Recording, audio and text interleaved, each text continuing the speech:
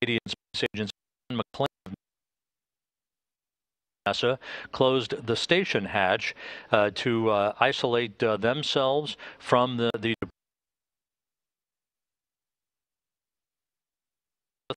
checks performed on both sides of the docking interface to make sure that we had an airtight seal between the two craft.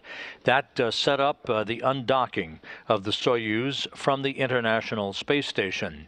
The undocking occurred at 7:40 p.m. Central Time, 8:40 p.m. Eastern Time, as the two spacecraft flew over southeastern Mongolia. This is a replay of the MS-09 spacecraft departing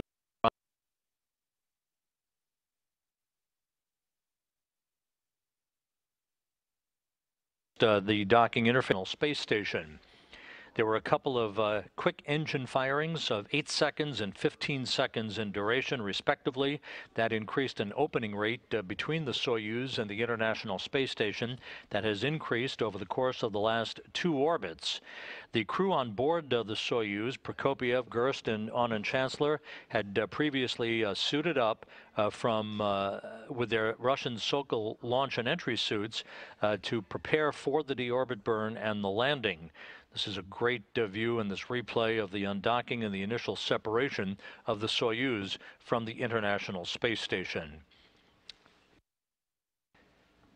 As we approach the deorbit burn coming up in just 22 minutes, that will be a 4-minute, 36-second engine firing, a retrograde braking maneuver to slow the Soyuz down by 128 meters per second, allowing it to drop out of orbit for its descent back to Earth. 28 minutes after the deorbit burn, the pyrotechnic separation of the 3 sections of the Soyuz will take place.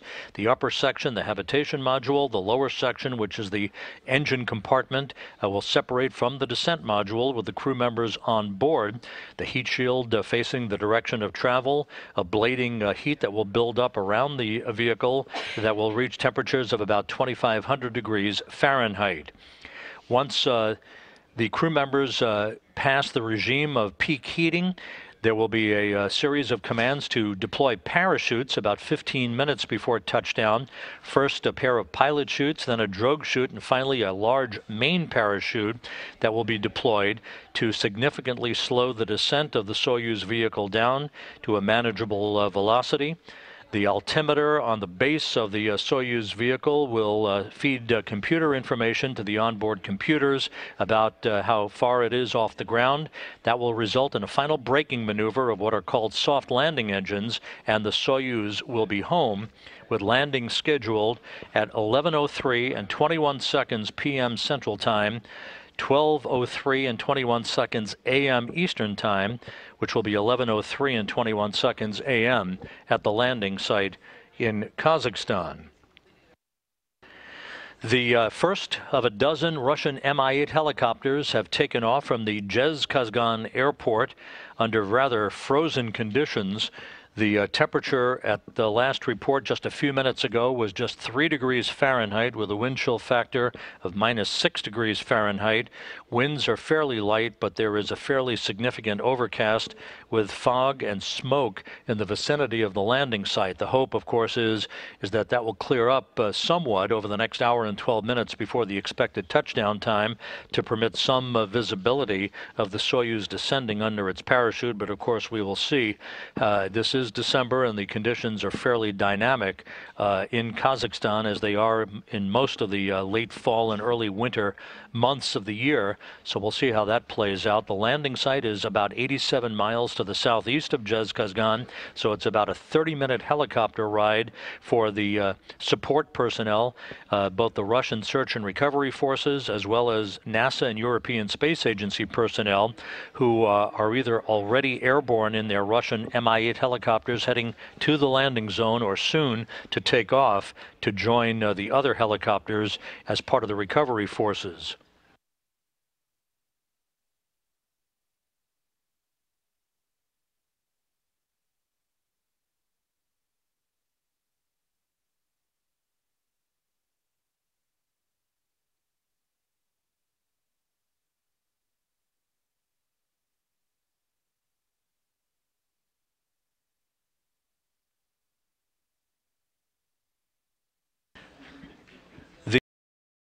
Landing of the Expedition 57 crew to complete its mission will wrap up 197 days in space for Prokopiev, Gerst, and Anand Chancellor since they were launched in the MS-09 spacecraft from the Baikonur Cosmodrome in Kazakhstan back on June 6th. They experienced a two-day journey to the International Space Station, docking on June the 8th. So they will have spent 197 days in space, 195 days on the station, a mission spanning 3,152 orbits of the Earth, a mission of 83.3 million miles. For Prokopiev and Anand Chancellor, their first mission into space, again, would tally 197 days. For Alexander Gerst, who served as the Expedition 57 commander, he now will have accrued almost a full year in space, 362 days on his two long-duration flights, more days in space than any other European Space Agency astronaut in history.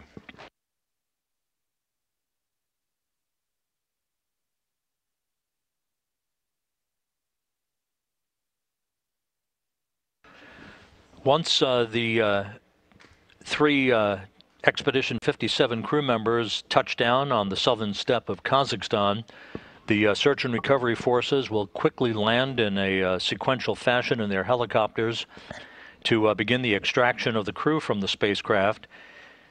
If weather conditions permit down at the landing site, the crew will be placed in chairs just outside of the capsule for a few minutes of a photo opportunity and to get their landing legs back, their first feel of gravity in 6.5 months since they were launched.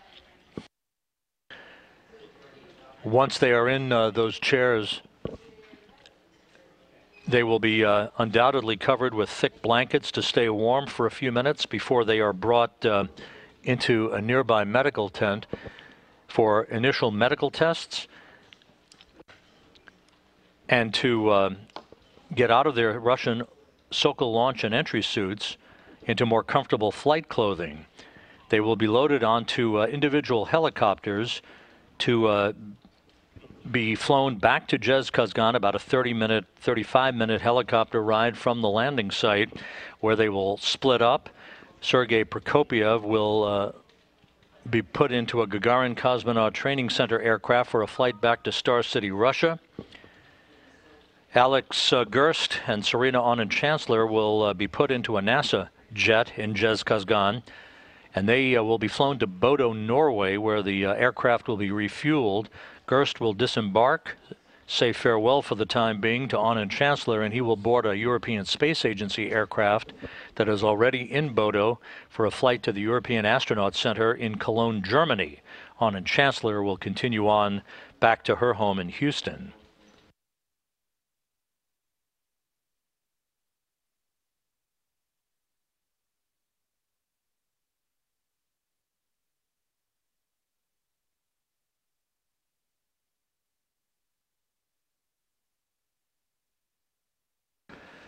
The crew members on board the Soyuz spacecraft reported a short time ago that all of their leak checks of their suits have proven to be rock solid. All of their spacecraft systems are in good shape.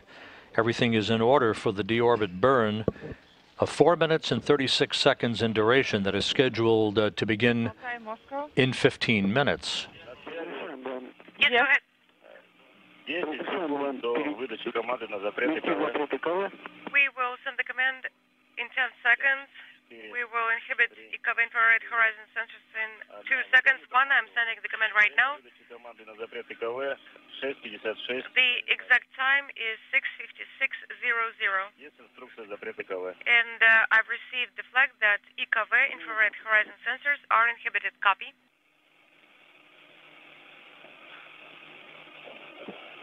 К2 не горит. A2 is not illuminated. Готовимся к включению СКД. Copy. Переходим к шагу 8. We are going to step 8. Принято. Copy. Ожидаем 7:02:52. We are waiting for 7:02:52. We'll be performing the maneuver at that time.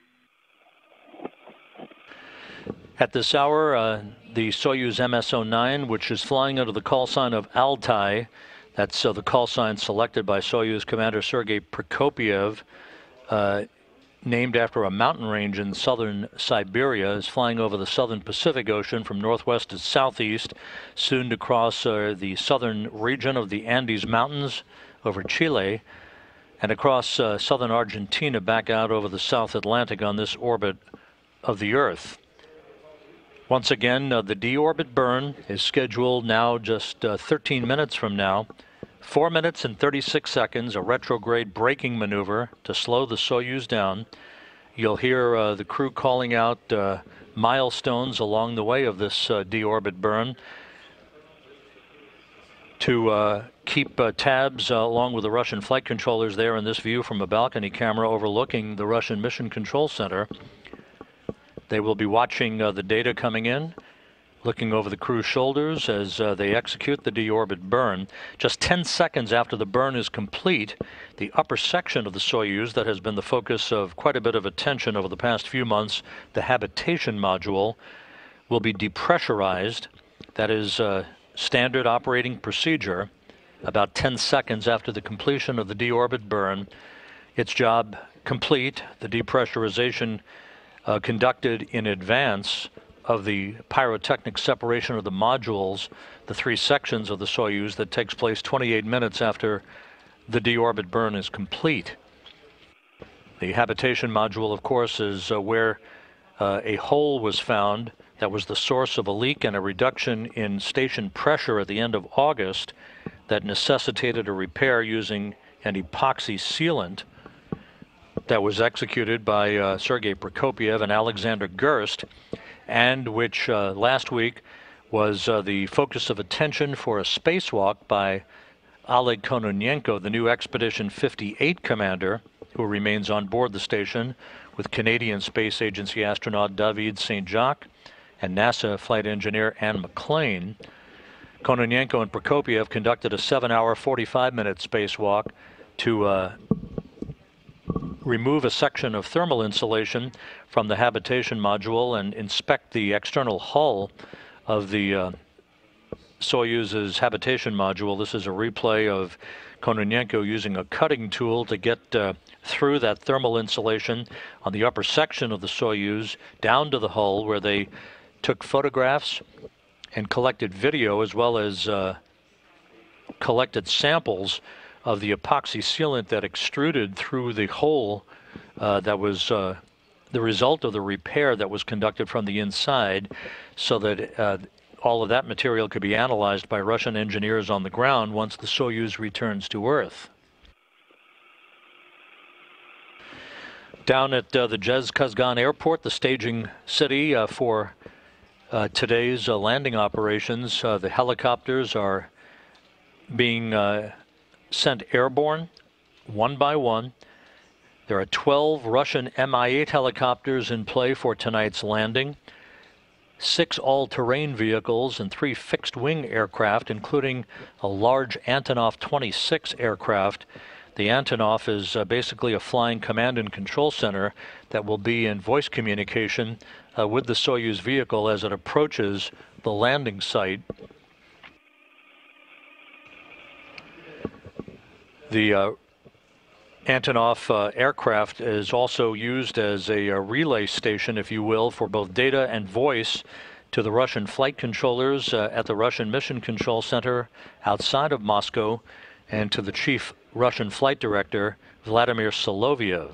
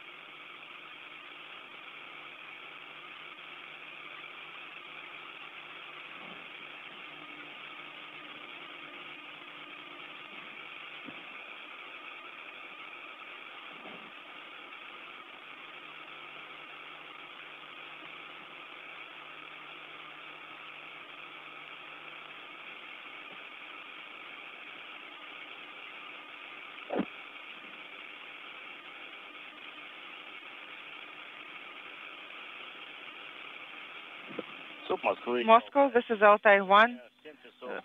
The time is 7 hours, 2 minutes, 52 seconds, and the maneuver flag is set. Copy.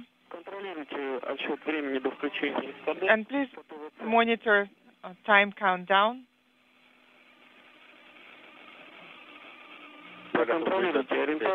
I'm ready to send L3 command. Braking attitude has been... We're now just 1 hour away from the anticipated landing of the Soyuz back in the south central steppe of Kazakhstan to wrap up this mission.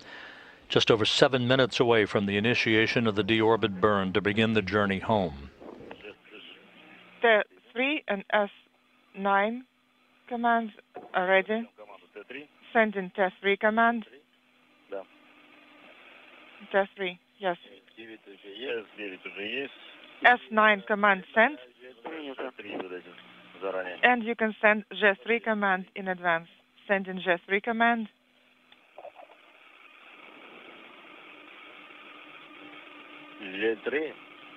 G3 command is sent.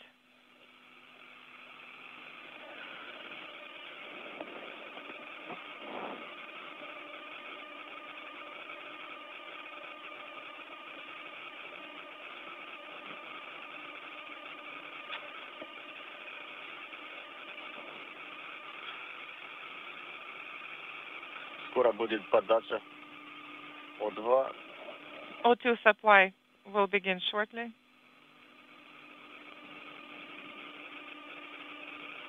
Принято. Copy. И кадию в норме. Принял. Parameters are nominal. Copy.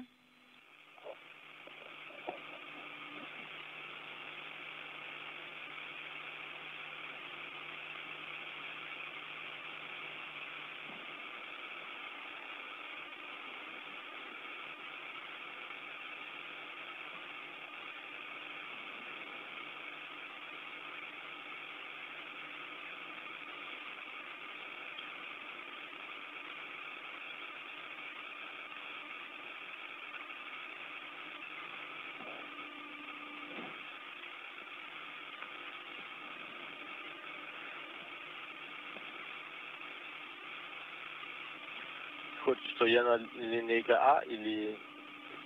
Is it line A? На линейке L буду, да? Or I will be on line L and I will switch to A. Okay. This is Mission Control Houston. This view of the Soyuz MS-09, a very bright object, quite distant from the International Space Station, since it undocked from the spacecraft about 2.5 hours ago. We are just 4.5 minutes away from the initiation of this 4-minute, 36-second engine firing to begin the trip home for Sergei Prokopiev, Alexander Gerst, and Serena Aunen-Chancellor.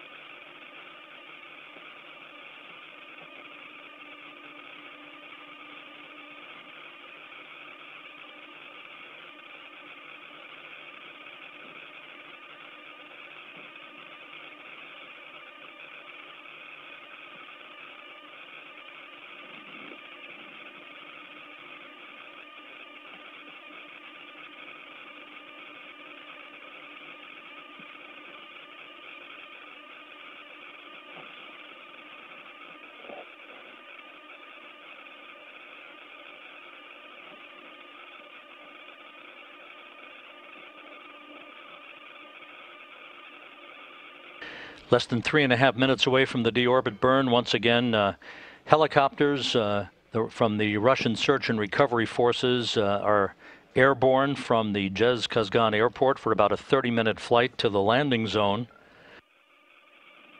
They will arrive and fly in a racetrack pattern until the Soyuz is on the ground under its large main parachute.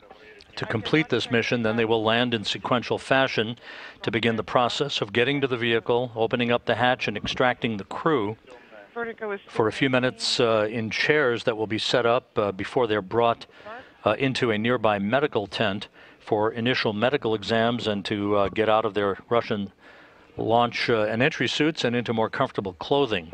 The weather down at the landing site, more suitable for penguins than humans, about 3 degrees Fahrenheit is the latest temperature that we've heard, with overcast, fog, and smoke in the area. So it is questionable as to how much visibility we will have to be able to see the Soyuz descending under its chute today.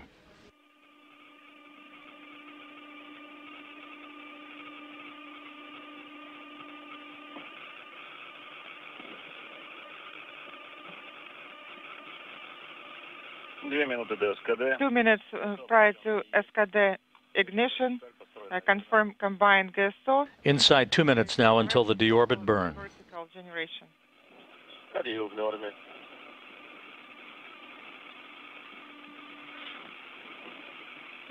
Минуту до включения двигателя. 1 minute remaining prior to SKD ignition. Включение свободно. And please monitor the command execution. And Sergei Prokopiev, the Soyuz commander, will be monitoring chamber pressure and the progress of the burn, which again is expected to last 4 minutes and 36 seconds. Once again, we're looking at a view of the Soyuz MS-09 from a truss camera on the International Space Station. Now just over a minute until the burn is executed.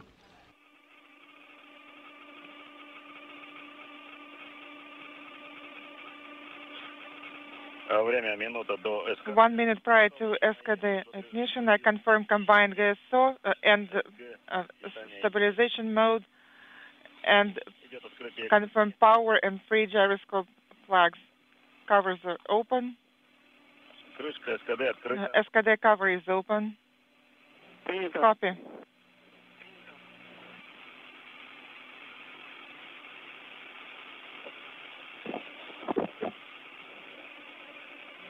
Секунду включения двигателя. 30 секунд. 30 seconds remaining prior to SKD ignition. Я нахожусь на формате маневр. I switch. This is Mission Control Houston, just seconds away from the start of the deorbit burn.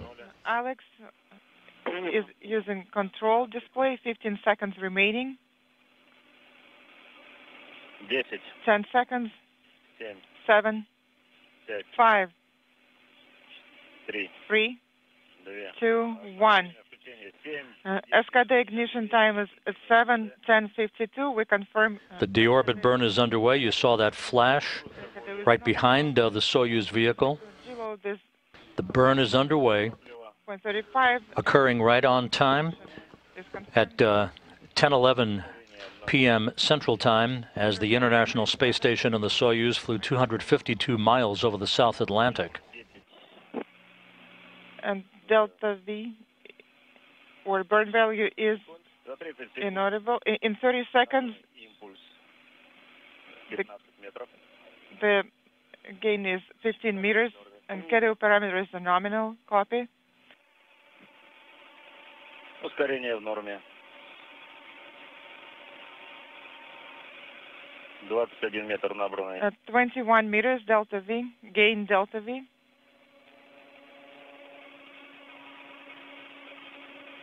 За минуту нам In 1 minute, we have gained 27 meters per second, 65.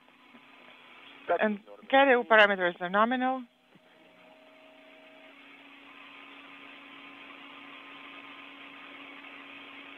Набранный импульс 30. Gain delta V, 35, За минуту 20. and duration is 1 minute and 20 seconds. In 1 minute and 20 seconds, Ускорение 0,46. acceleration 0.46. 90 seconds into the burn, about 3 minutes to go. So far, so good. 0.5 minutes. The Soyuz velocity is decelerating So delta V, copy. as planned.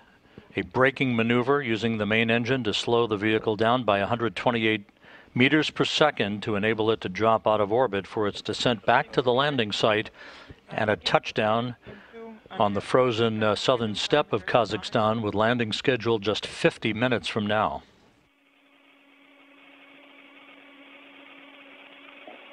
За 2 минуты набрали 55 метров. We have gained 55 meters in 2 minutes. Copy.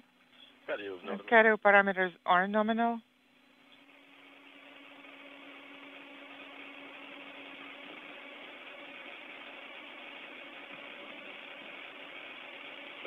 Ускорение в норме. 65. Acceleration is nominal, 65 meters За 2:25. in 2.25 or 2.5 minutes. 70 метров. Actually, 70 meters in 2.5 minutes for stage 1.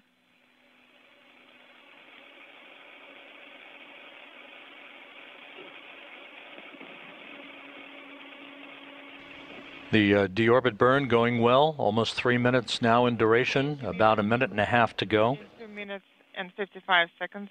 Кардио в норме. Cardio parameters are nominal, 81 meters in 2 minutes and 30 seconds. Так, за 3 минуты. Actually, 3 minutes.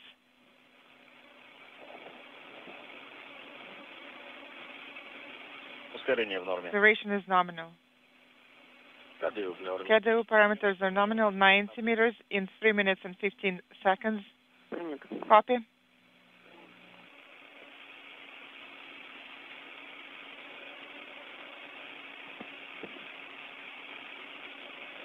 Ускорение в норме. За Acceleration is nominal. 90. We have gained 98 meters in 3 minutes and 30 seconds. Cardio parameters nominal.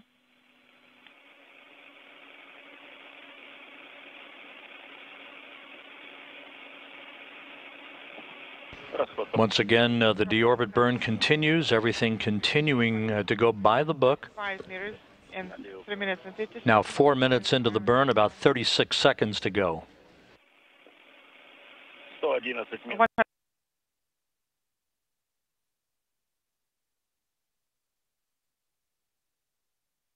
minutes. Copy.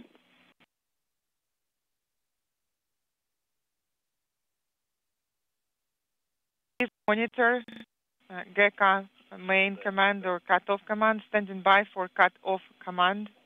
4 minutes, 20 seconds since the burn began. We're standing by for the cutoff. Acceleration parameters nominal. Cardio parameters nominal.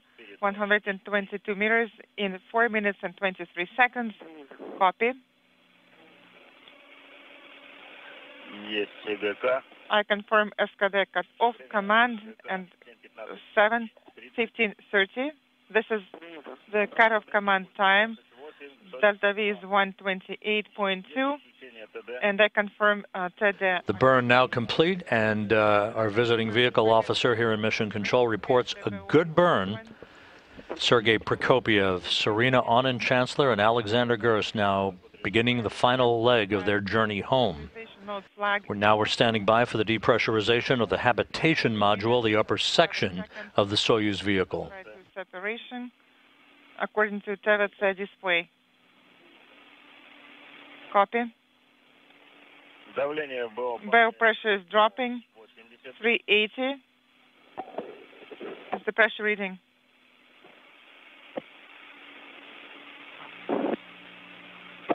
Copy. Давление в СА. SA pressure is nominal. It is 775. Так, я перехожу на СКДС. I'm switching to SKDS.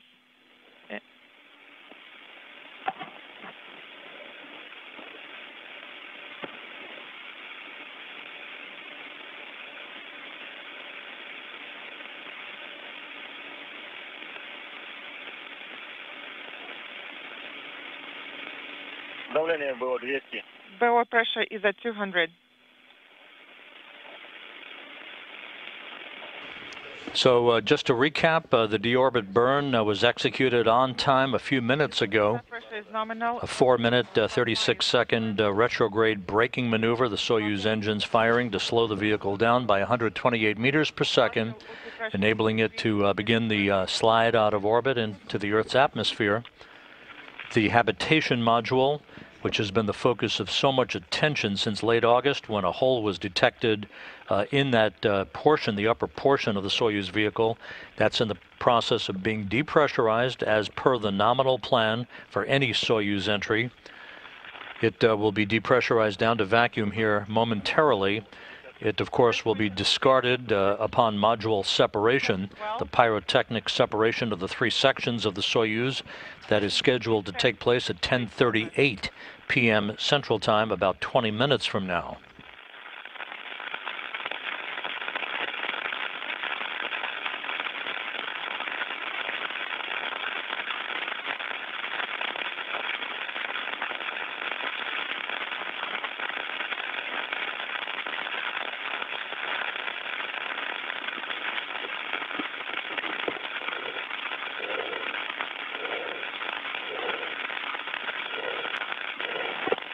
Давление было 65.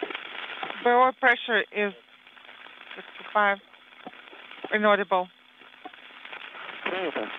Copy.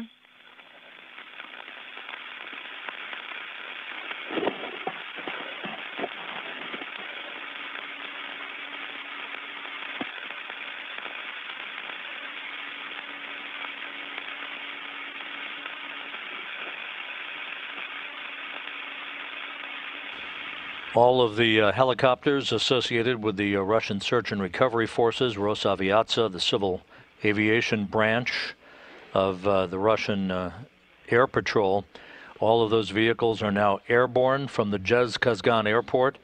It's about a 30 to 35 minute helicopter ride down to the area of the landing zone, which is about 87 miles to the southeast of Zhezkazgan. Once they arrive in that vicinity, they will form a circular racetrack pattern, if you will, around the landing site, waiting for the Soyuz to arrive under its large main parachute.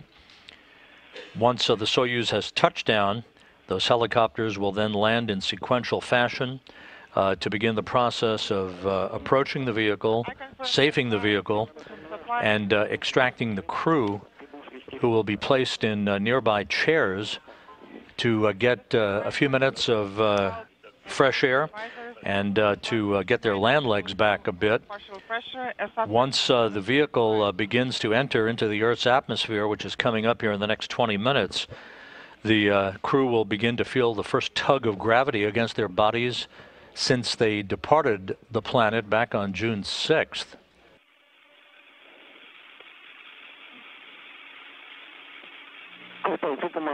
Altai, Moscow, how do you read me?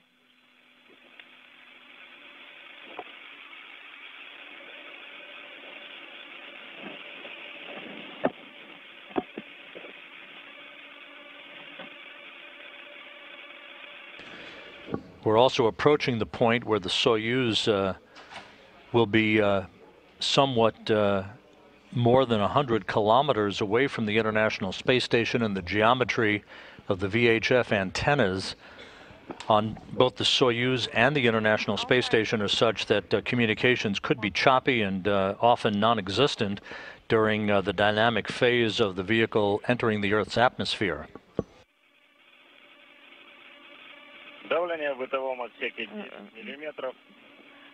10 millimeters is the BO pressure, and BO is ready for separation. SR pressure is at 778.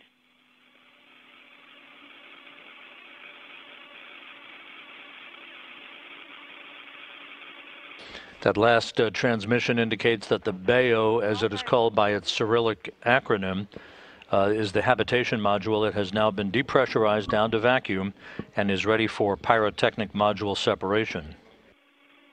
That module separation is scheduled about 16 minutes from now, when the vehicle, the Soyuz vehicle, is at an altitude of about 140 kilometers above the Earth.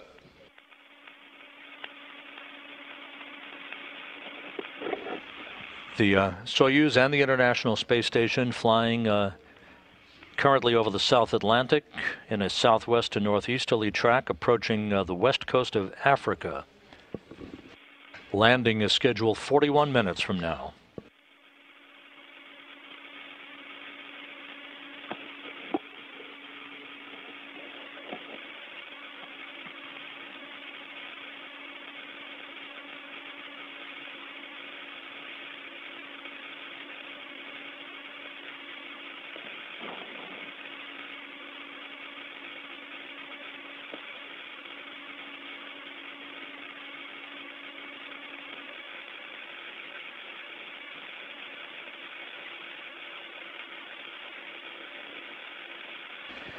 Taking social media questions once again on hashtag AskNASA. Eric Flack asks, why did the Expedition 57 crew members not get extended until the 59 crew arrives? That would be on February 28th, U.S. time. Wouldn't the extra hands be useful? Of course they would. It was planned that this would be a 3-person crew for a little less than 3 months. The Expedition 57 crew is coming home this evening with 197 days in space. The Soyuz vehicle typically has a certified lifetime of between 200 and 215 days in space due to the effect of thermal expansion and contraction on the propulsion lines in the vehicle. So as a result, the duration of an expedition, unless there are extenuating circumstances, usually is restricted to about 200 days, slightly less perhaps, for any crew that flies in space.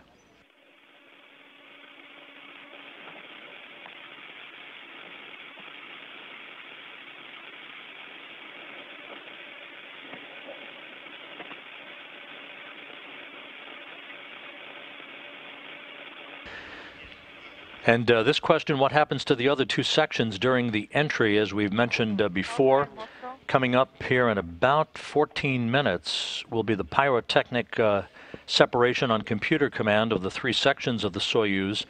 The top section, the habitation module, and the lower section, the instrumentation and propulsion module, burn up in the Earth's atmosphere. They are no longer needed. The center section, of course, is the descent module. The crew is strapped in to that portion, and that is the portion that brings the crew home to a parachute-assisted landing on the steppe of Kazakhstan.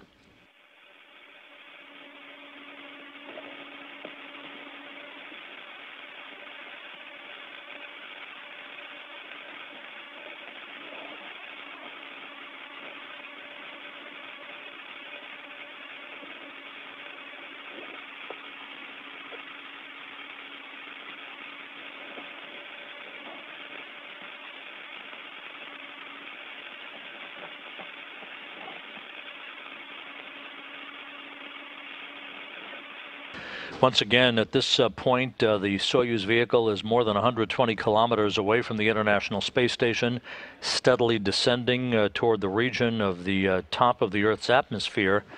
And this puts the Soyuz in an area of choppy, if not loss of communications, until it approaches the landing site, where communications would be restored through the Antonov 26 fixed-wing aircraft that serves as a flying command and control center to relay both voice and data back to Russian flight controllers at the Russian Mission Control Center outside of Moscow.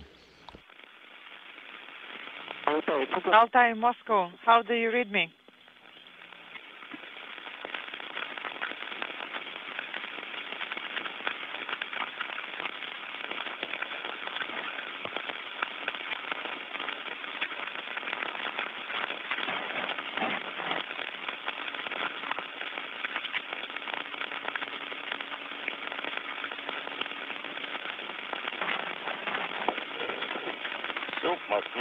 Moscow, this is Altai 1. How do you read me?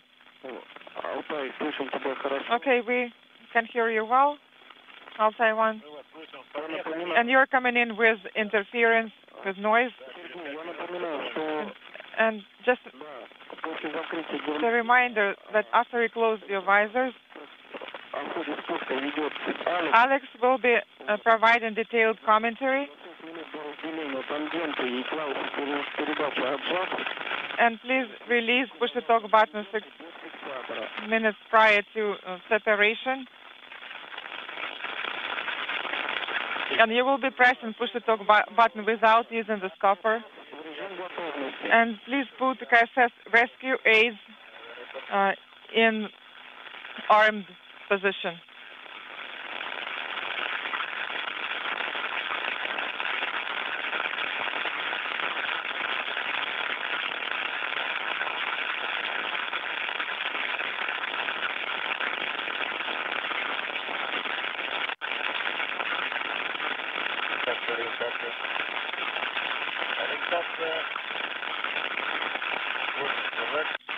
Inaudible.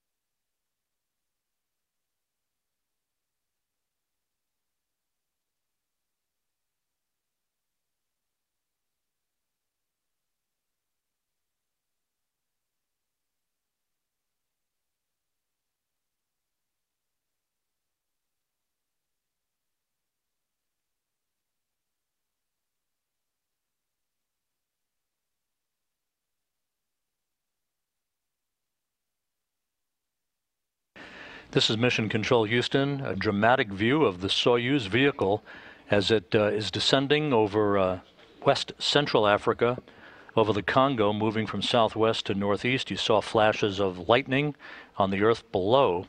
The Soyuz steadily making its way, barreling towards a touchdown 33 minutes from now on the frozen steppe of Kazakhstan, where the search and recovery forces are about to arrive in a dozen Russian Mi-8 helicopters to greet the 3 crew members. This is a view we have not seen before, taken by one of the cameras on the truss of the International Space Station.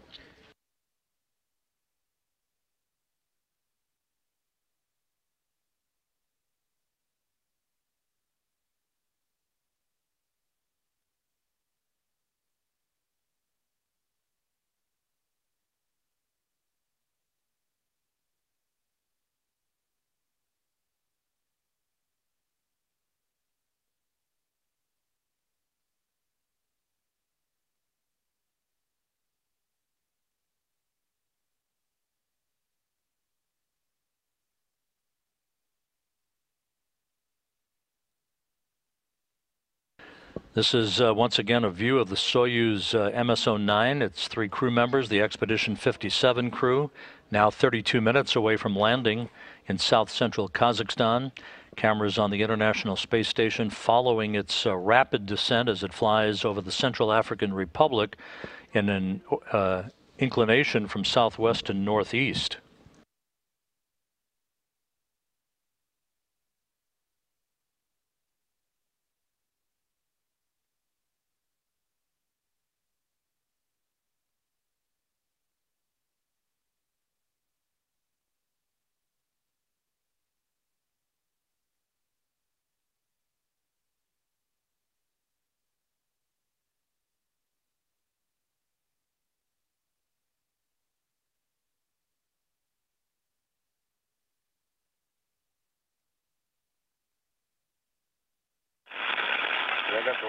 Unintelligible.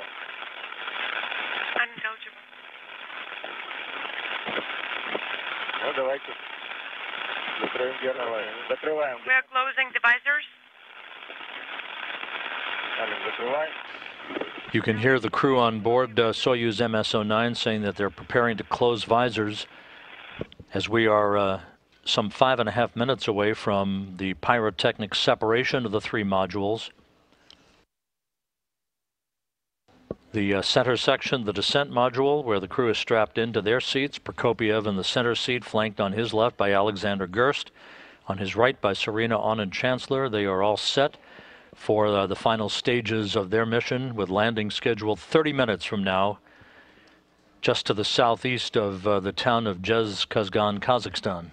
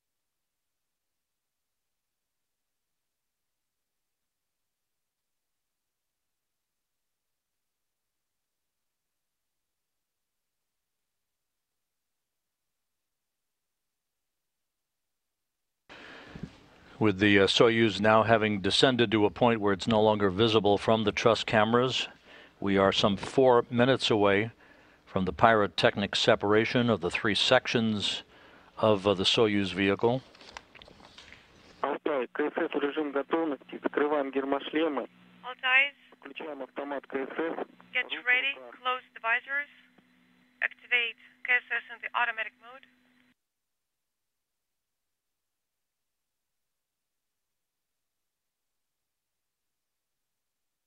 Once again, the module separation of the three sections occurs at an altitude of some 87 miles above the Earth, coming up in about 3 minutes or so. Everything continuing to go by the book. The communications, as expected, a bit choppy as the Soyuz moves further and further away from the antennas on the International Space Station for relay. Communications should improve somewhat when we see the Soyuz pass Antonov 26 fixed-wing aircraft that is currently flying over the landing site.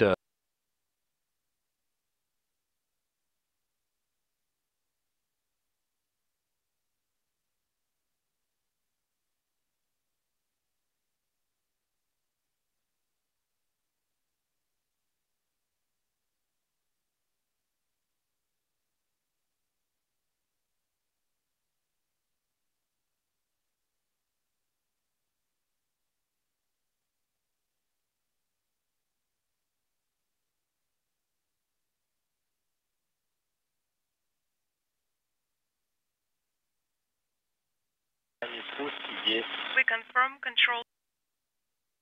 Copy.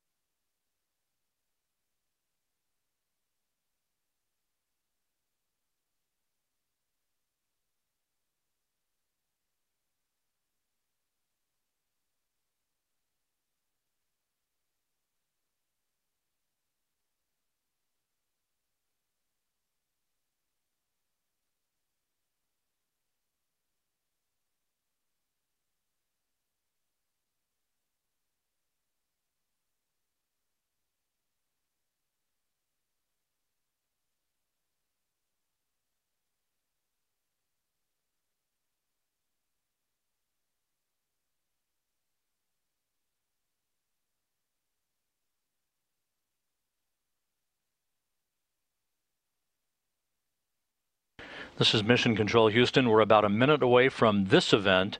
That will be the computer-commanded separation of the three sections of the Soyuz vehicle, leaving only the descent module to re-enter the Earth's atmosphere with its heat shield pointed in the direction of travel, repelling heat that will build up around the spacecraft to about 2,500 degrees Fahrenheit.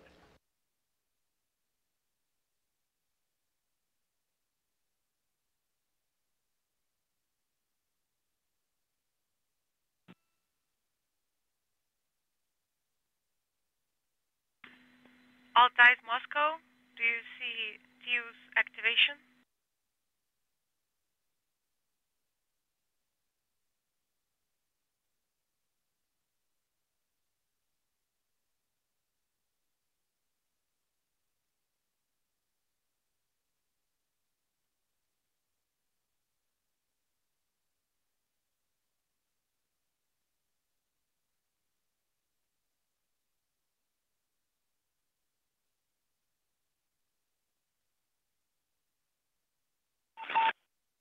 With landing scheduled about 25 minutes from now, we are now hearing the beacon, a familiar sound.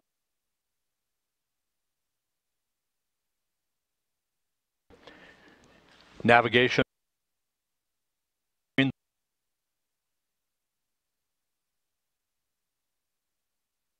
at the landing site.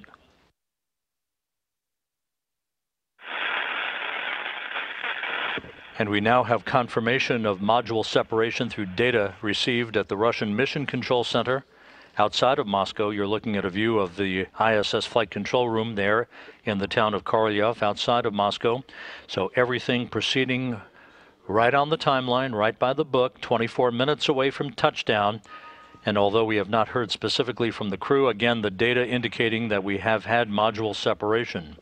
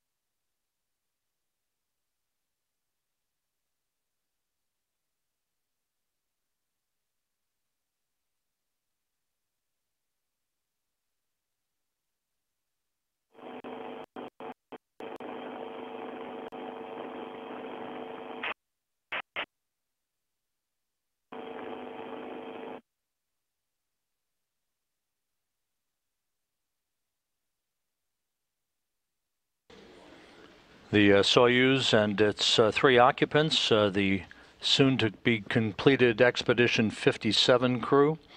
They are 22 minutes away from touchdown and now are entering the Earth's atmosphere, feeling the first sensation of gravity since they launched 6.5 months ago.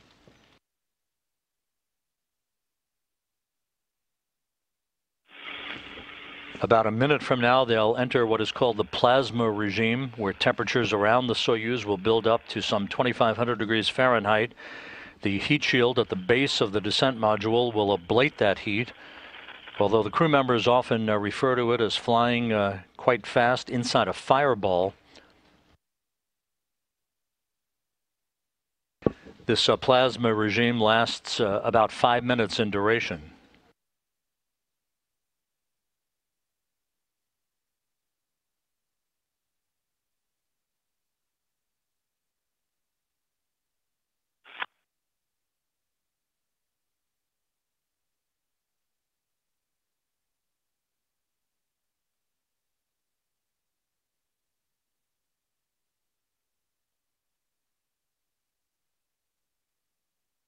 Less than 21 minutes until touchdown. And about 7 minutes away from the command to deploy the parachutes on the Soyuz vehicle.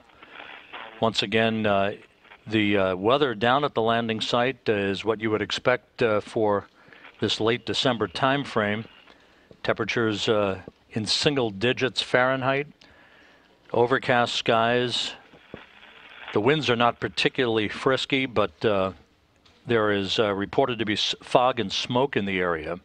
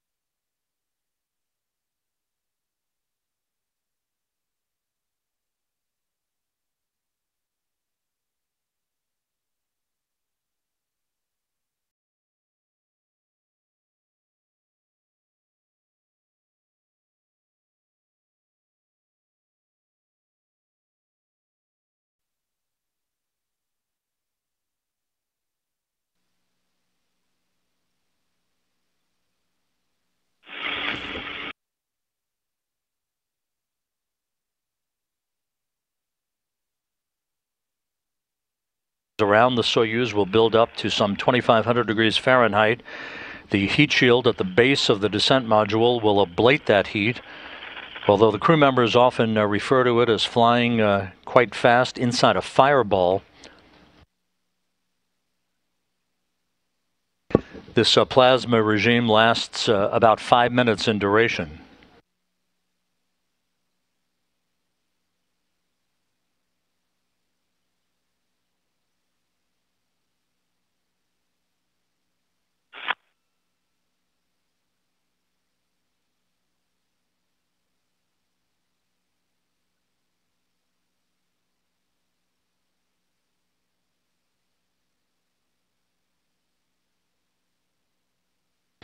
Less than 21 minutes until touchdown. And about 7 minutes away from the command to deploy the parachutes on the Soyuz vehicle. Once again, the weather down at the landing site is what you would expect for this late December time frame. Temperatures in single digits Fahrenheit, overcast skies. The winds are not particularly frisky, but There is reported to be fog and smoke in the area.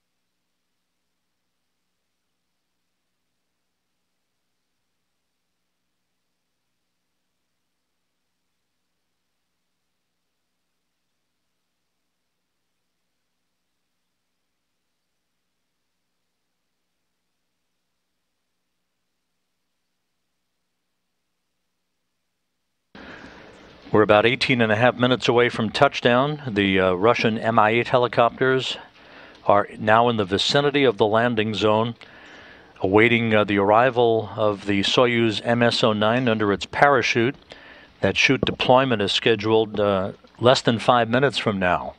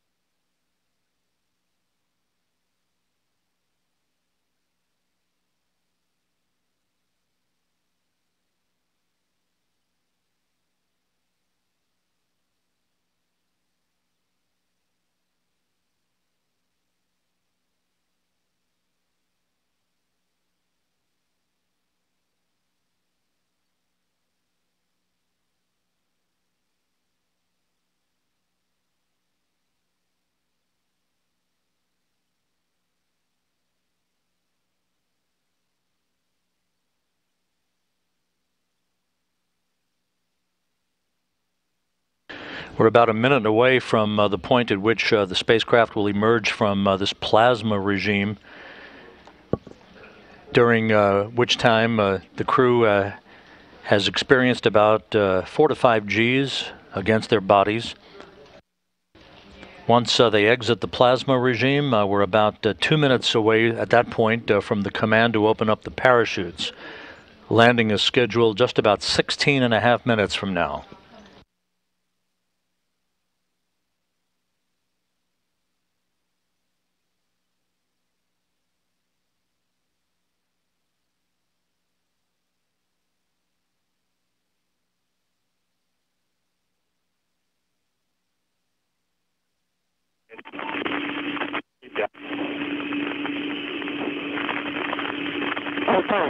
Altais, how are you feeling?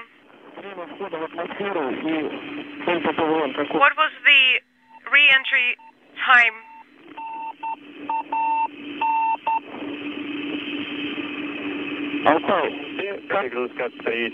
Altais. Copy. How can you copy? How do you read us?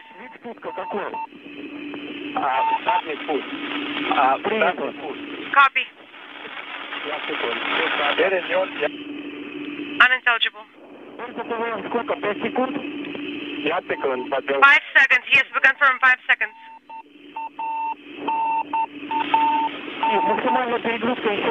What was the maximum G load? 3.9. Copy. Communications has been restored with the crew as we stand by for chute deploy, reporting that their maximum G-forces were just under 4 Gs. Unintelligible. The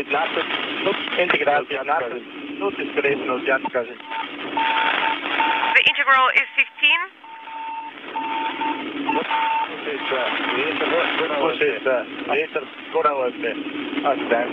Unintelligible.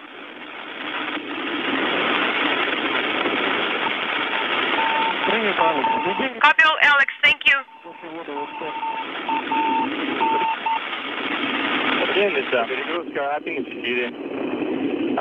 The G load is 1.4. Copy.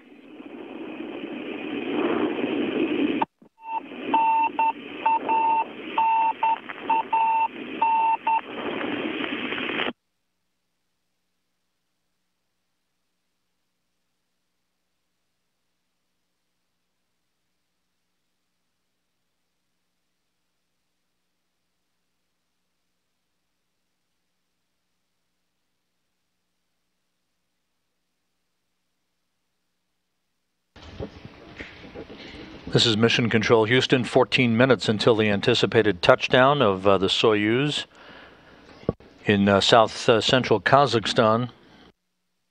We're standing by for confirmation of chute deploy. The crew reporting that they had a nominal entry through the plasma regime with a buildup of just under 4 Gs.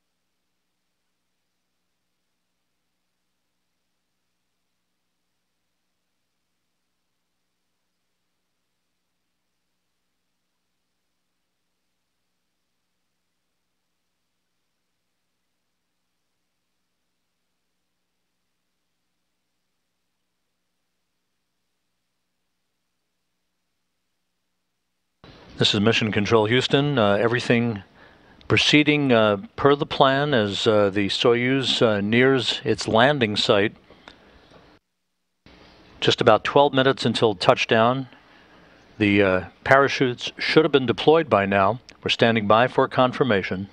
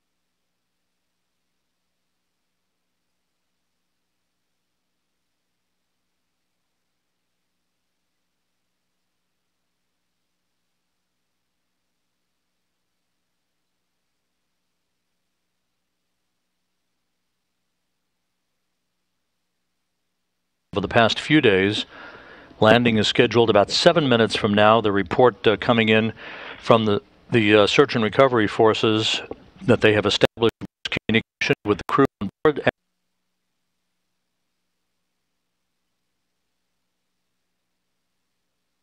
There is our first view from the landing site. Television from the landing site showing all-terrain vehicles in position. The temperature is in single digits Fahrenheit. As we await the arrival of the Soyuz vehicle, you can see that the skies are somewhat overcast on this December day. It is Thursday morning at the landing site, just before 11 a.m. Kazakhstan time. 10 minutes until touchdown. The Soyuz heat shield should have been jettisoned by now, exposing the altimeter at the base of the descent module that will sense the relative position of the Soyuz to the ground and ultimately issue a computer command to the Soyuz to fire its braking rockets just a few feet off the ground.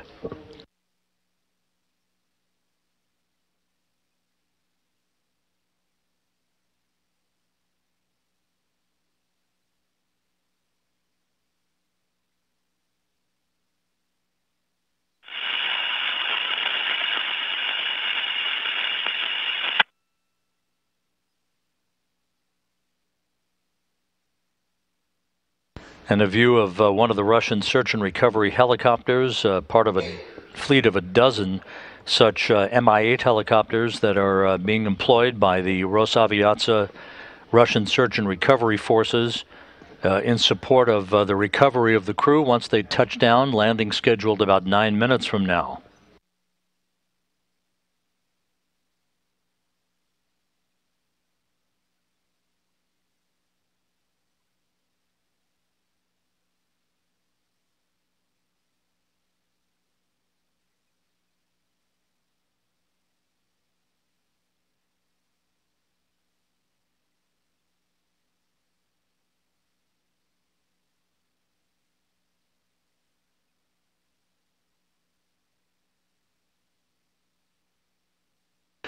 Russian flight controllers at the Russian Mission Control Center report that they have established voice communication with the Soyuz MS-09. The crew reports it is feeling well just 8 minutes before touchdown.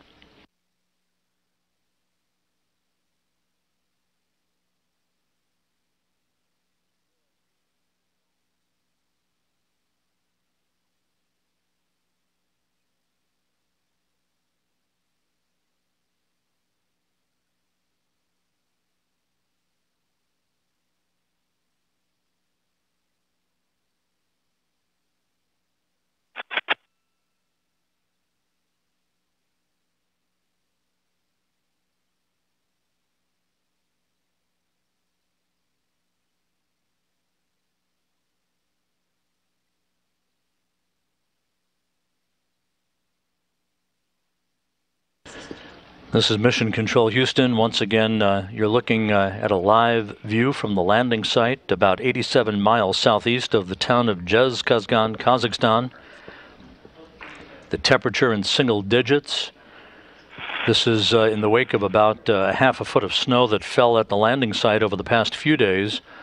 Landing is scheduled about 7 minutes from now. The report coming in from the search and recovery forces that they have established voice communication with the crew on board MS-09 and that they are feeling well.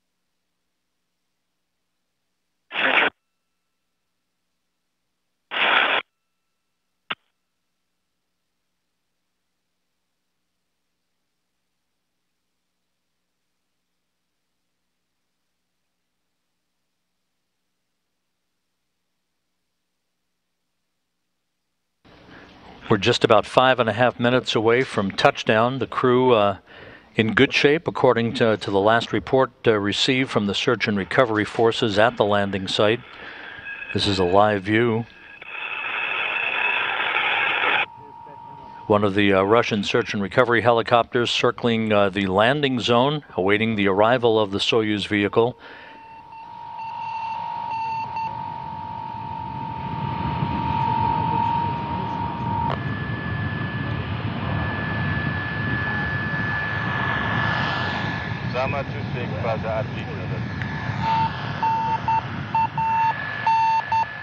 And the navigation beacon, that is a familiar sound, indicating the approaching position of the Soyuz vehicle as it nears touchdown.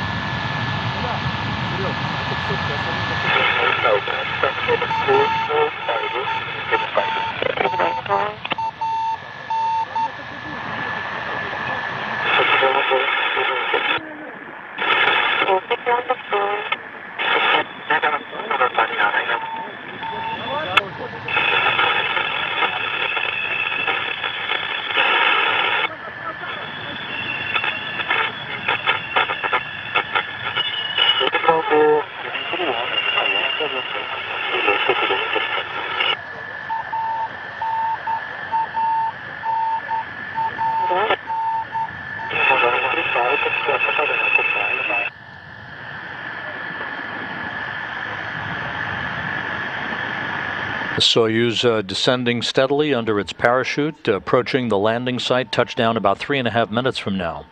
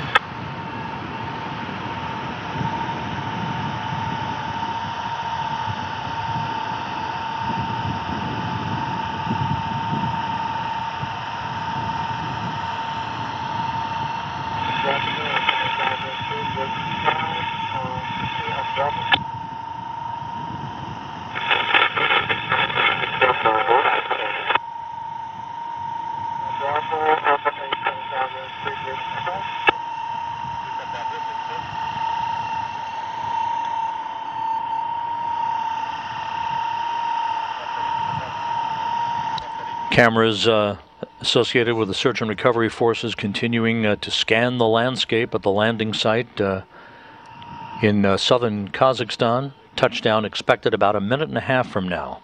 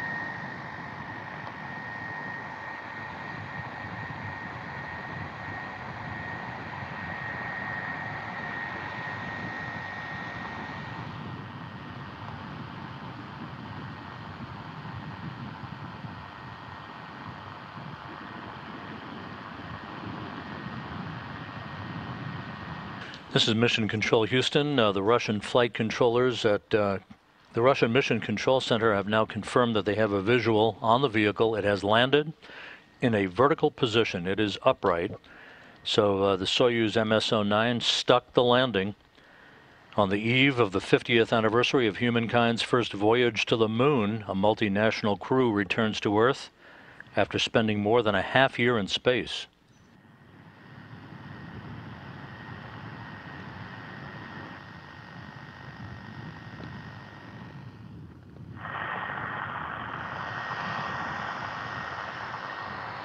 We're still trying to confirm the time of landing.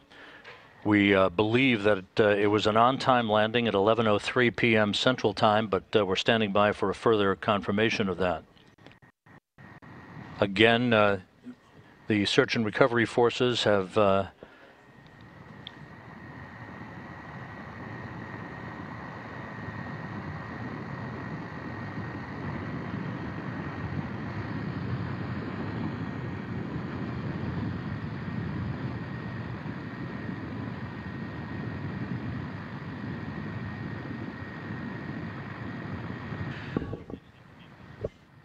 And now we're hearing that the landing time was just a touch ahead of schedule at 11:02 p.m. Central Time. So unofficially, the landing time 11:02 p.m. Central, 12:02 a.m. Eastern Time.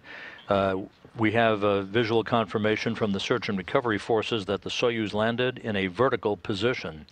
The ground vehicles are making their way toward the spacecraft to begin the process of safing the vehicle and extracting the crew, while the Russian Mi-8 helicopters begin the process of landing in sequential fashion to assist in the post-landing operations.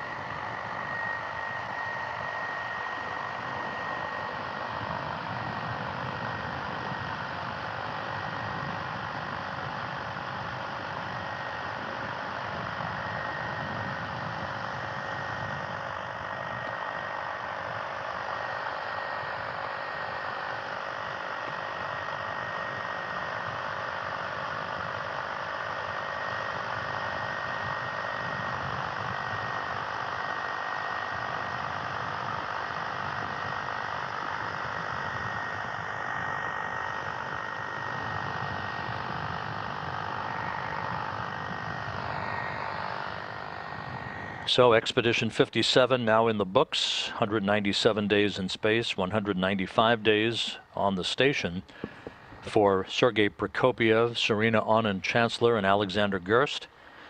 A mission of 83.3 million miles at an end, with touchdown occurring unofficially at 11:02 p.m. Central Time, 12:02 a.m. Eastern Time.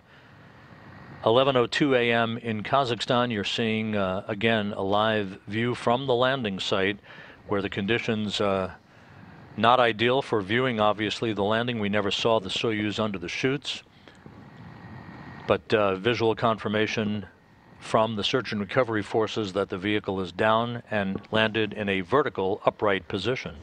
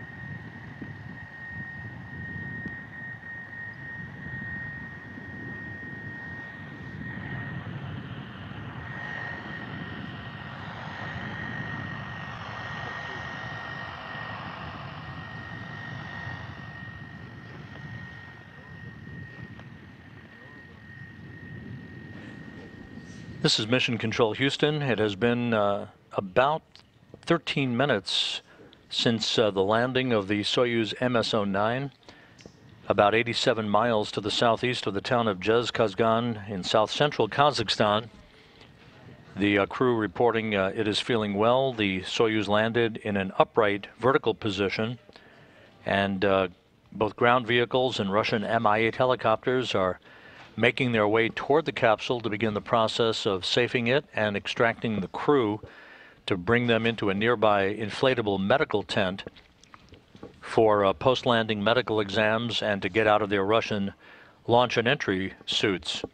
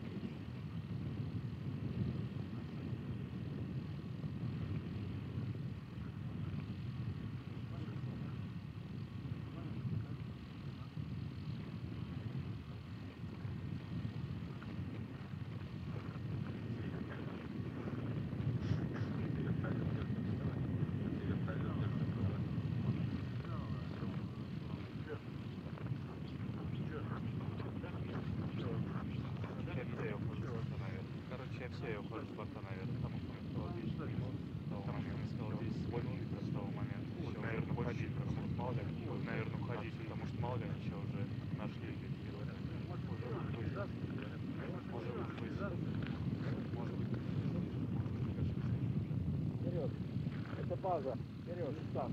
Это база. Как там еще стоять на борту? Как там еще стоять на борту?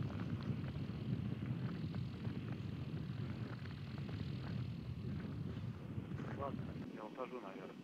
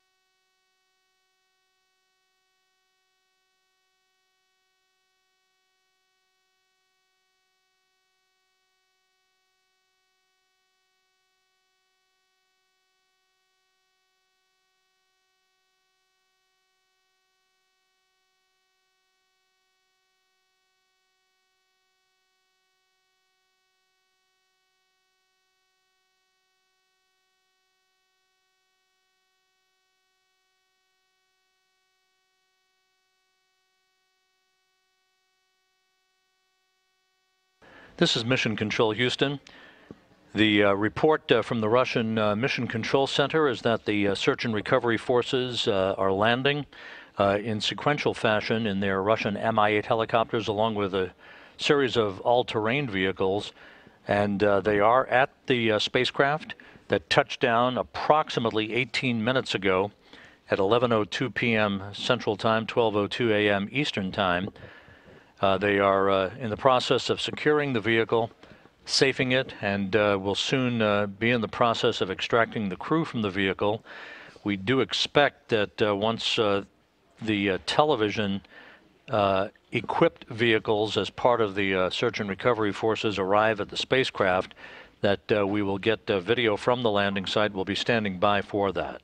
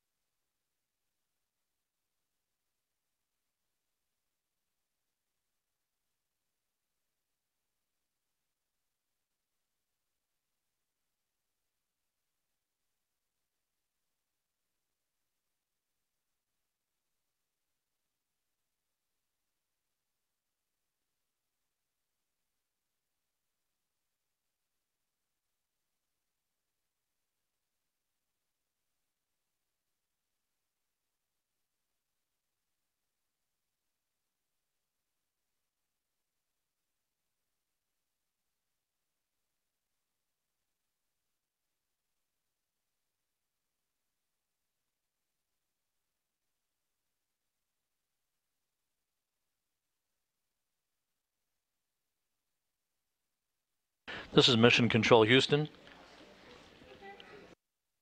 Just to recap, the Soyuz MS-09 landed about 20 minutes or so ago, approximately 11:02 p.m. Central Time, 12:02 a.m. Eastern Time, landed in the vicinity of the landing zone to the southeast of the town of Zhezkazgan, Kazakhstan, landed in an upright position.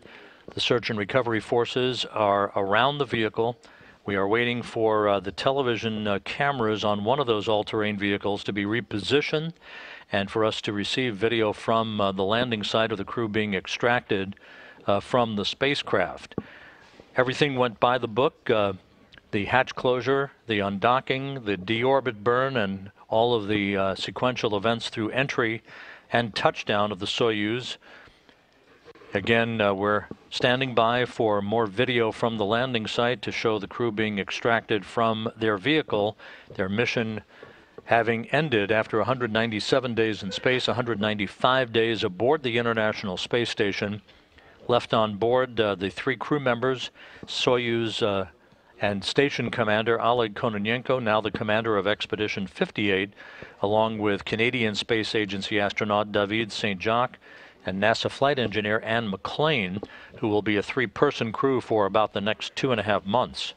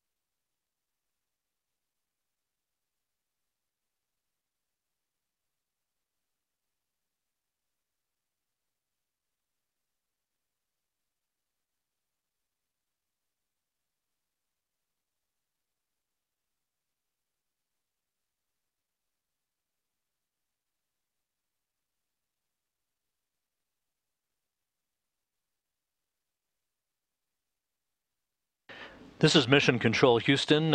It's been about 24 minutes or so since the landing of the Soyuz MS-09 spacecraft with the 3 crew members on board. At the landing site is NASA Public Affairs Officer Gary Jordan, who is right by the capsule. Gary, give us a situation report on what you're seeing. We do not have live TV at the moment. Well, Rob, it is a very brisk winter out here. There's a bit of overcast here at the landing site, so we weren't able to see the capsule come down. But here I am right in front of it, capsule erected perfectly upright, a great landing for the crew of the Soyuz MS-09 vehicle. At this time, we have NASA personnel, Roscosmos personnel, Energia personnel, and some folks from ESA all gathered around the capsule.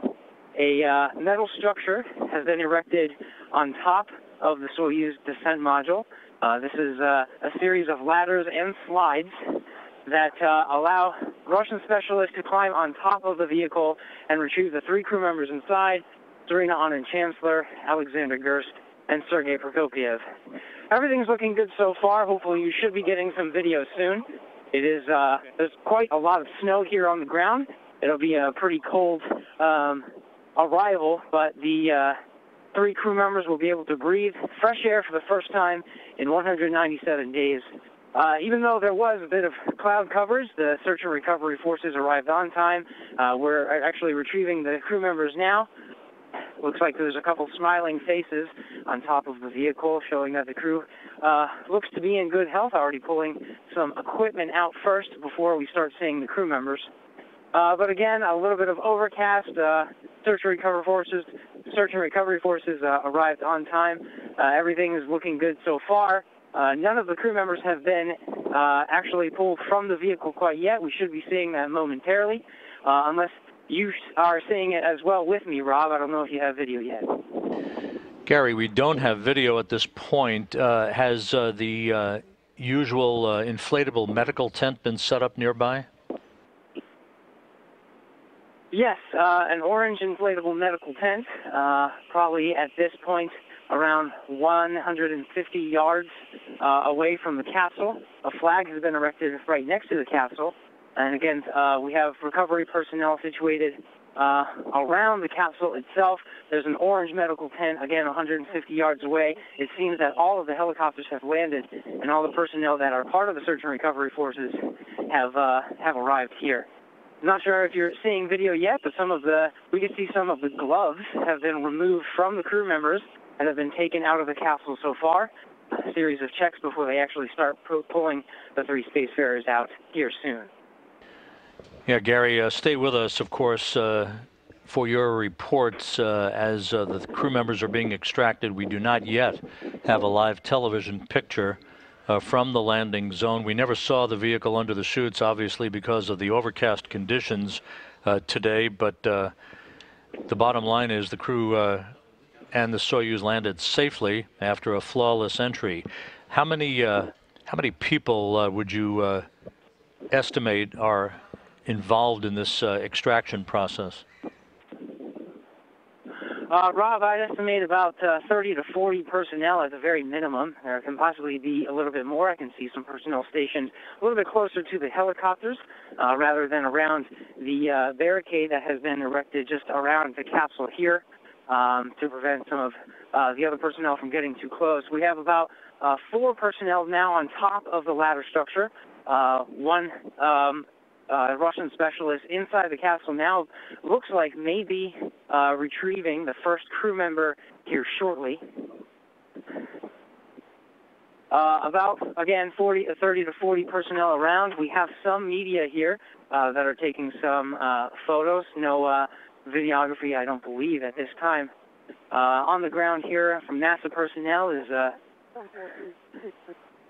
NASA personnel and International Space Station program manager, our operations manager, Kenny Todd.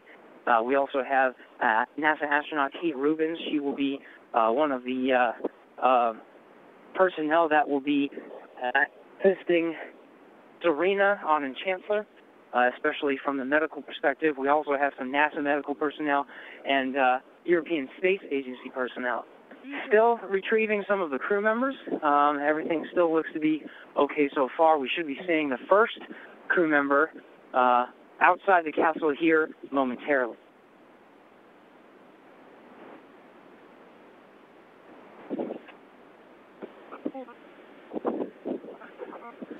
Gary, we're now getting a video of the extraction process, and we see what you've been talking about as the first crew member is pulled out of the Soyuz. This is probably the Soyuz commander, Sergei Prokopyev, if they follow the usual procedures of getting the first crew member out from the center seat of the Soyuz. And our understanding is that the temperatures are in the single digits Fahrenheit there, so not the most ideal day, sporty conditions for this time in December. Tell us what you're seeing, Gary. It is indeed cold, a little light snowfall. But Sergei Prokopyev, currently with a smile on his face, waving to the personnel here on the ground, being assisted by the Russian specialist down the slide. Seems to be in good health. He still has a smile on his face. Of course, it was a long journey coming down, and this is the first time he's squared the air from the Earth in 197 days. Being carried.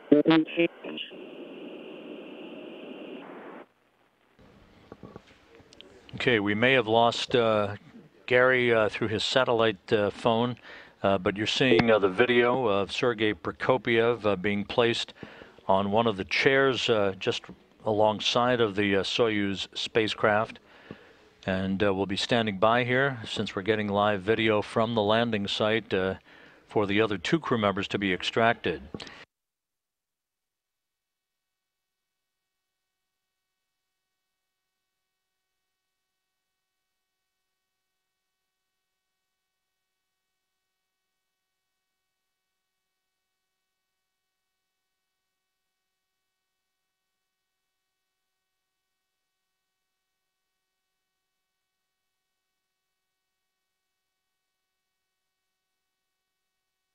Again, you're watching live video from the landing site of the Soyuz MS-09. About 87 miles to the southeast of the town of Zhezkazgan, the Soyuz commander, Sergei Prokopyev, first out of the vehicle, being attended to in usual fashion by Russian nurses and his flight surgeon.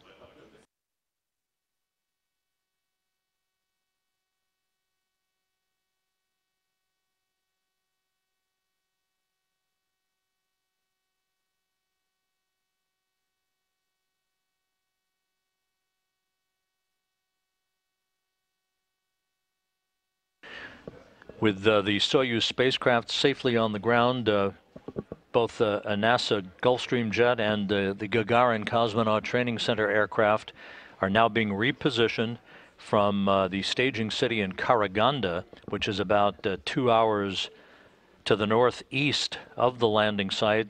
Those aircraft are being repositioned to Zhezkazgan so that it will wind up being a short helicopter ride for the crew members once they complete their initial medical tests in the nearby medical tent that has been erected. And once they have an opportunity to doff their launch and entry suits and get into more comfortable clothing for the 35-minute helicopter ride back to Zhezkazgan.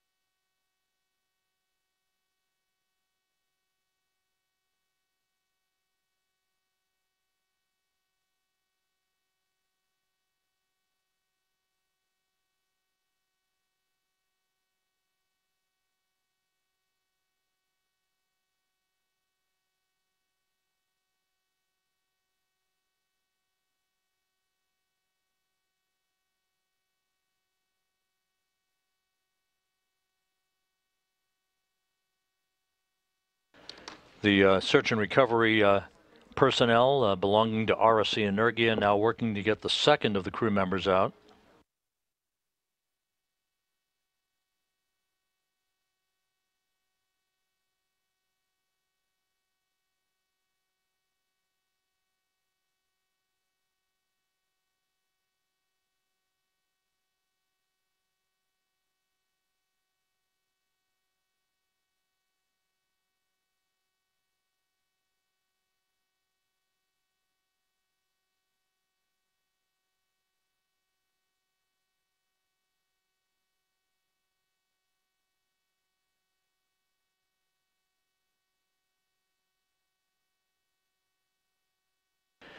This is Mission Control Houston, continuing to receive video from the landing site as the extraction of the Expedition 57 crew continues. We've reestablished communications with NASA Public Affairs Officer Gary Jordan, who's in the field right by the capsule. Gary, tell us what's going on. We do have live video at the moment. Hey, Rob, I'm not sure if you heard my last report before I dropped off. Sergei Prokopiev seated in the middle of 3 seats. The 3 crew members, once all extracted from the Soyuz MS-09 descent vehicle, will be seated in these 3 seats, positioned right here in front of the cameras and the views that you're seeing live today. Prokopiev underwent a series of medical checks while in the seated in his seat right there, next to the medical personnel surrounding him currently. Smile on his face. Looking pretty good so far. Russian specialist now back on top of the ladder structure, about to retrieve the second of the 3 crew members inside MS-09 today. Gary, it's our understanding that the Gagarin cosmonaut training aircraft and the NASA Gulfstream jet that brought you from Houston to Kazakhstan, along with other NASA personnel, are being repositioned to Zhezkazgan, a short helo ride away. That obviously designed to reduce the amount of travel time in fairly inhospitable conditions today. Indeed, Rob, we took the AN-26 aircraft out of Karaganda yesterday afternoon, landed in Zhezkazgan just fine. Helos and aircraft and search and recovery forces already stationed there, one of the normal deployment cities for some of these landing operations that we're seeing today. The difference, as you mentioned, it will be that we will return back to Zhezkazgan for the welcome home ceremony. We arrived at that airport early this morning to stage for deployment out here to the landing site today.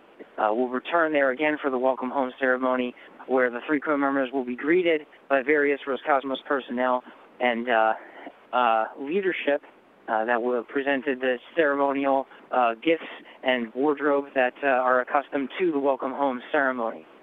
That ride, as you mentioned, is a little bit shorter. We deployed a bit early just to make sure that we were able to see the aircraft.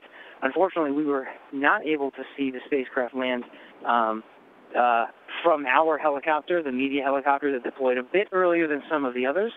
However, we did get confirmation of the landing, and shortly after, we're right next to the capsule.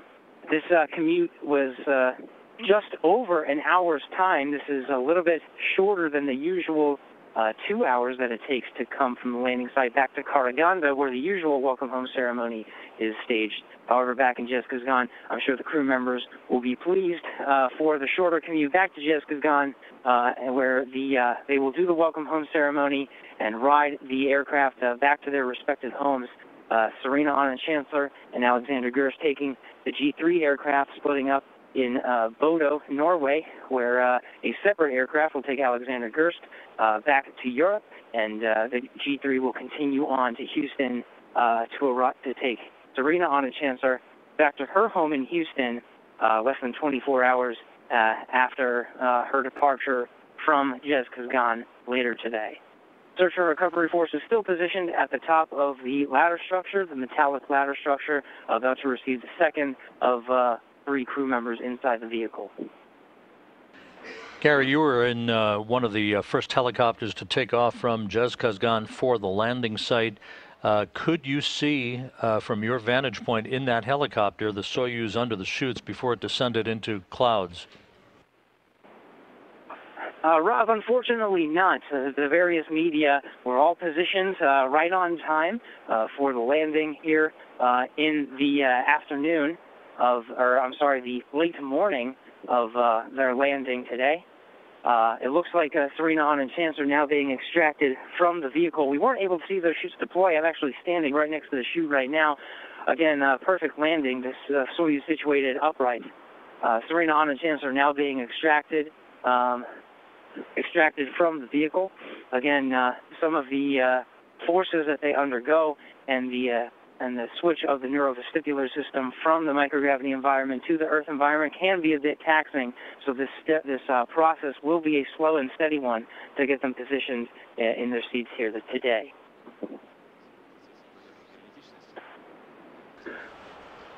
Okay, Gary. We will stand by here as the extraction of the crew members continues. We lost our video feed from the landing site for the moment. We'll be regaining that here shortly. It has been about 40 minutes since the Soyuz MS-09 touchdown, not far from its intended bullseye target, with landing occurring at 11:02 p.m. Central Time. And there is Serena Auñón-Chancellor, having wrapped up her first flight into space with video back from the landing site.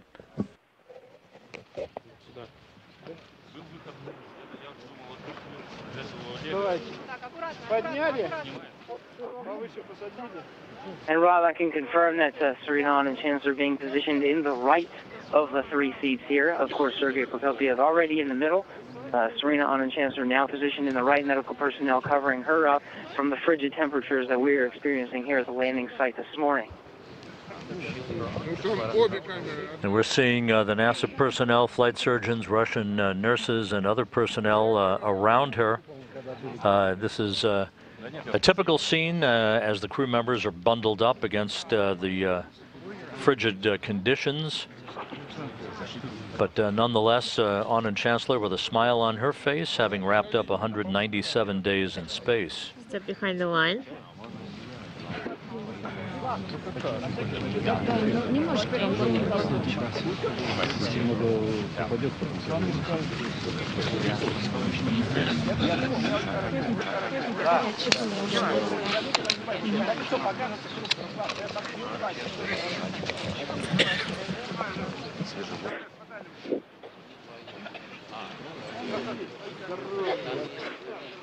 And Rob, Serena Auñón-Chancellor now undergoing the standard series of medical checks, identical to the one that were performed on Sergei Prokopiev just a few minutes ago.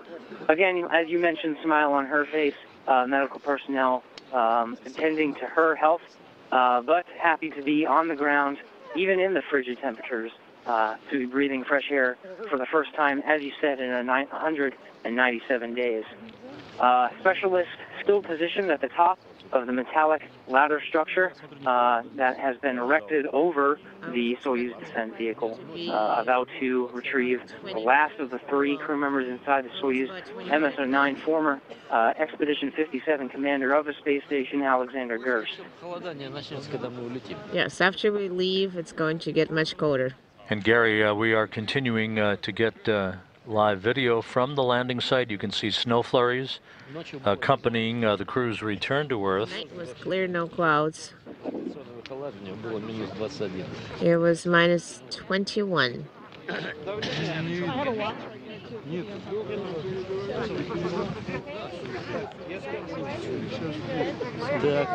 And we're getting views of Alexander Gerst.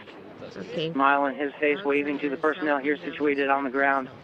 Back on the ground after 197 days in space, a record holder for European Space Agency astronauts for total duration in space, now being aided by the Russian personnel down the slide structure of the next to the Russian specialist here, and being carried over to the last of the three seats situated on the left here in front of the media. He'll undergo his series of medical checks, of course, similar to Prokopiev and Auñón-Chancellor, and have a chance here soon after to be speaking with family to let them know that they, from their own voice, that they are here safe and sound on the ground here in the steppe of Kazakhstan. And Alexander Gerst, with the completion of this mission, you can see the big smile on his face. 362 days in space, almost a full year in space for him. More than any other European Space Agency astronaut in history, having eclipsed the former record set by Thomas Reiter of 350 days in space for a European Space Agency astronaut. Okay, put the head on. Cover him up.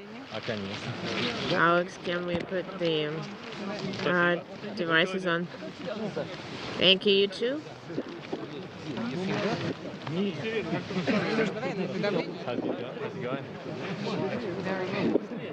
Very good. All three crew members are now out of the spacecraft. They're being attended to. You're looking at European Space Agency flight surgeon on the right and a Russian nurse, Yana Shelipova, on the left, as they are attending to Alex Gerst. And again, these three crew members soon will be carried from their position next to their Soyuz capsule, which landed upright, which of course helps facilitate the extraction of the crew. They'll be carried in their respective chairs to a nearby inflatable medical tent to get out of their Sokol launch and entry suits and into more comfortable clothing as they undergo initial medical tests. Heimzufliegen, meine Familie zu sehen, mit denen Weihnachten zu verbringen. Natürlich ist die Mission noch nicht vorbei. Es geht noch weiter. Oh, that's right, Rob. Again, it is a frigid day. You're seeing some light flurries from the sky, which you may not see here on the ground. Just about 6 inches of snow at the very least. In some areas, packed a little bit more than others. The forecast was predicting about a foot of snow, and I do see it here in some areas, but the area cleared next to the capsule of the snow and a pathway to the medical tent. From my understanding, Rob, it will be Sergei Prokopyev conducting field tests, and Serena Anand-Chancellor and Alexander Gerst will not be conducting the field tests, but will still undergo the standard series of medical checks that are a part of the procedures that take place in the orange medical tent erected about 150 meters or 150 yards approximately away from the Soyuz descent vehicle today. Thank you.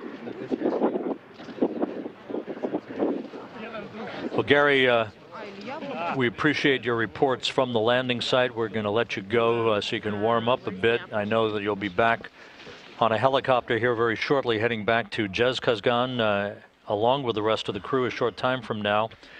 Have a safe trip home, and thanks very much for all your assistance this evening.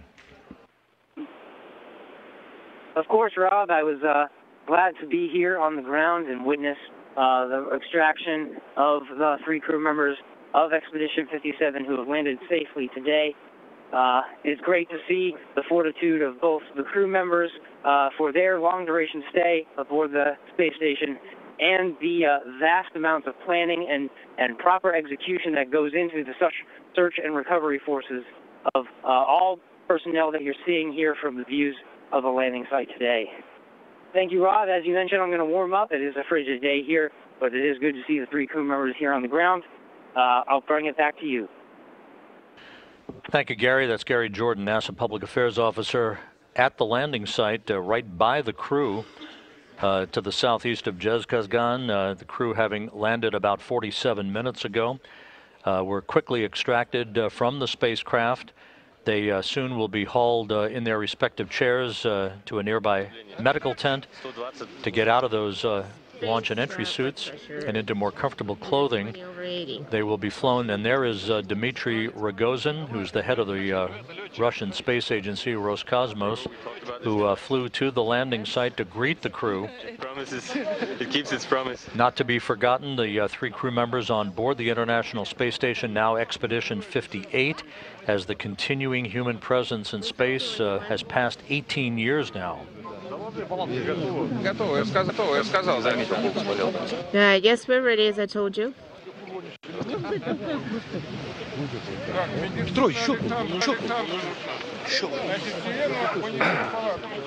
So let's bring Serena into the tent. Я здесь, да. Иду. Yes, I'm over here. I'm coming.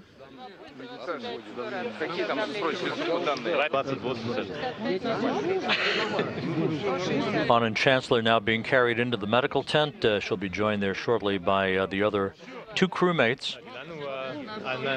On board the International Space Station, the Expedition 58 commander, Oleg Kononenko, joined by David St. Jacques of the Canadian Space Agency and NASA's Anne McClain. They will be a three-person crew for about 2.5 months until the launch on February 28th U.S. time of Alexei Ovchinin, Nick Hague, and Christina Cook to bring the station back to a full 6-person capability. Alex Gerst being interviewed by a member of German television right there at the landing site.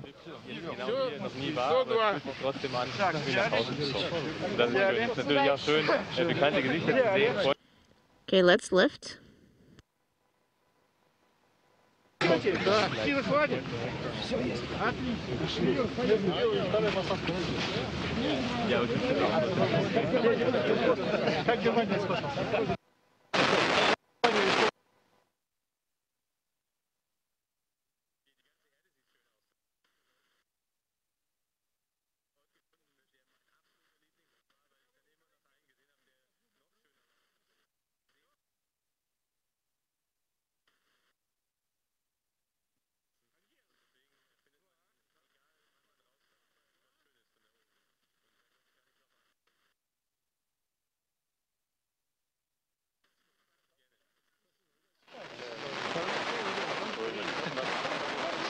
Again, you're looking live at Serena Aunan Chancellor being brought into a nearby medical tent by the landing site there in Kazakhstan.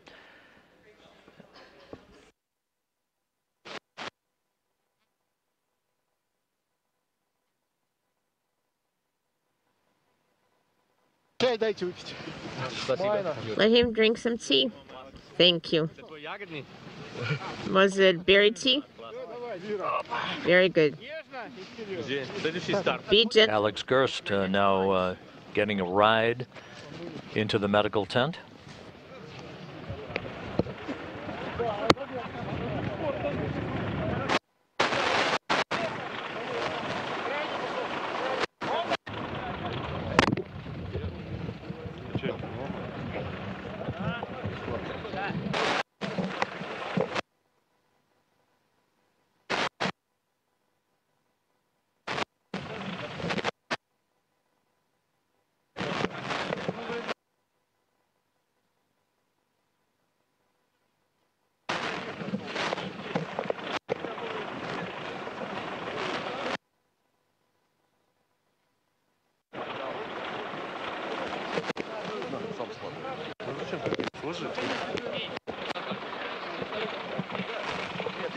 And Sergei Prokopiev now being brought to the medical tent.